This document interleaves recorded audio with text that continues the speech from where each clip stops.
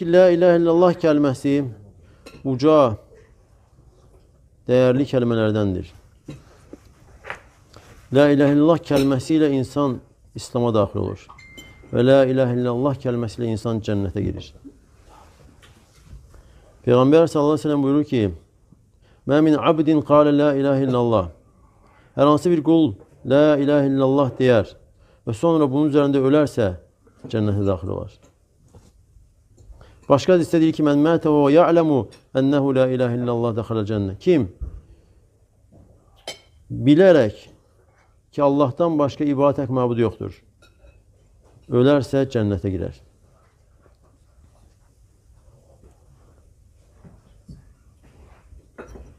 Və çox insanlar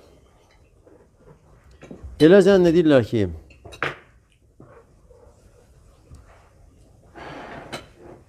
ölüm vaxtı bu kəlməni deməyə müvəffəq olacaq. Bu şəhadət kəlməsini nitq etməyə, deməyə özü bacaracaq. Və elə zənn edirlər ki, çox insanlar bunu deyir. Və hədə minəl vahmi vəl qurur. Bu da səhv anlayış və aldanmadır. Və təvfiqi indəl mevt biyədilləhi vəhdəhu. Ölüm anında müvəffəq olmaq yalnız Allahın əlindədir. Necə ki, sağkən, insan həyatdayken xeyir əməllərə müvəffəq olması Allahın əlində olduğu kimi. Görürsən, hansısa bir əməldir, istəyi də var idi, amma müvəffəq olmadı. Və ya hansısa bir işi görür, ötəndən sonra deyir ki, filan şey eləmədim, filan şey yarımçıq elədim. Filan əməldə, filan sünnələri yerinə yetirmədim. Və başa düşür ki, müvəffəq edən yalnız Allah təaladır. Əgər sağkən müvəffəq edən Allahdırsa, deməli, ölüm ayağında insanın zəif düşdüyü vaxt və heç kəsin də ona yardım edə bilməyəcəyi vaxt, nə həkimlərin, nə qohum-əqrabanın, nə də ki, öz bədəninin gücünün, öz ağlının dərrakəsinin ona fayda verməyəcəyi vaxtdır. Kömək elə bilməyəcəyi vaxtdır. Əgər sağkən, cavan vaxtı, fəal vaxtı Allah müvəffəq eləməsə, insan xeyirlərə yönələ bilməzdirsə, şərdən uzaqlaşa bilməzdirsə, gör, ölüm anı necə ola bilər. وَالنَّاجِ مِنْ مَنْ وَفَّقَهُ اللّٰهِ. Nicat tapan, qurtulan yalnız Allahın müvəffəq etdiyi şəxsdir. وَالْخَوَاتِيمُ مِيرَاسُ السَّوَابِقِ. Və insanın sonu da, insanların axırları əvvəllərinin mirasıdır. Və insanın həyatda yaşamağı, Allahın əmir və qadağanlarına riayət edib etməməyi necədirsə, insanın axırı da çox vaxt ilə qutarır.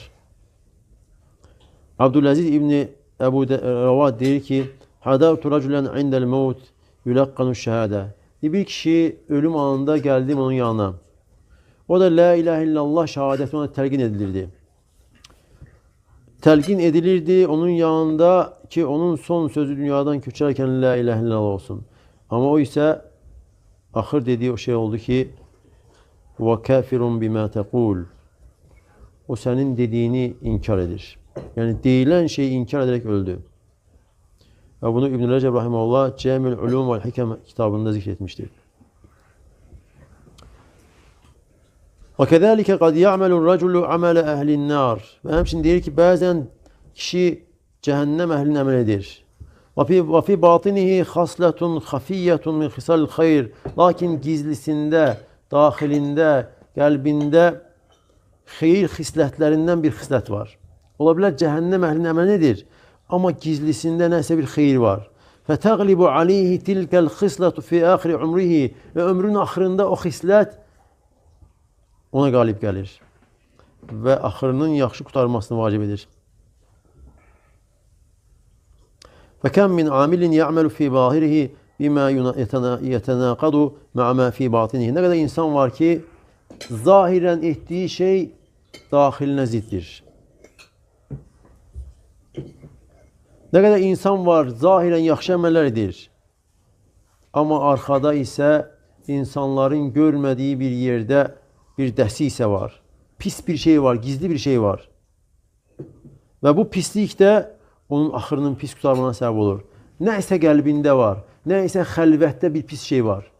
ki, o da axırının pis qurtarmasına səbəb olur. Allah qorusun. Və nə qədər insan da var, zahirən şər əməl edir, amma nəysə bir xeyir xisləti var gizlisində və Allah da bunun səbəbi ilə ona rəhm edir, ona lütf edir və axırı xeyirlə qurtarır. Və ona görə insanın xəlvətdə, gizlində əməlləri ilə maraqlanması lazım. Həm daxili və həmçinin də insanların görmədiyi yerdə, insanların gözündən uzaq duranda insan özü ilə, xəlvəti ilə maraqlanmalıdır ki, çünki xəlvətin, insanın xəlvətdə etdiyi əməllərin axırının pis qurtarmasına və yaxud da yaxşı qurtarmasına təsiri vardır. Xəlvətdə yaxşı əməlləri varsa, sonluğunun yaxşı olmasına səbəb olur.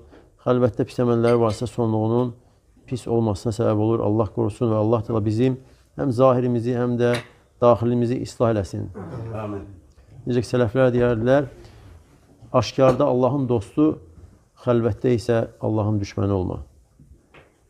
Allah tövfiq versin.